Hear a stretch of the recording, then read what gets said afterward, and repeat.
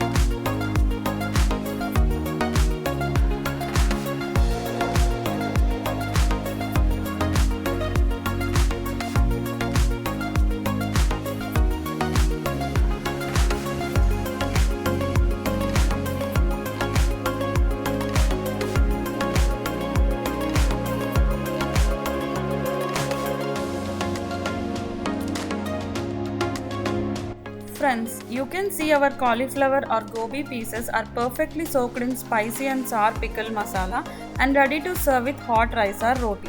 Hope you will try this amazing pickle. If you like our recipes, don't forget to like and share it with your family and friends. Thank you. Bye.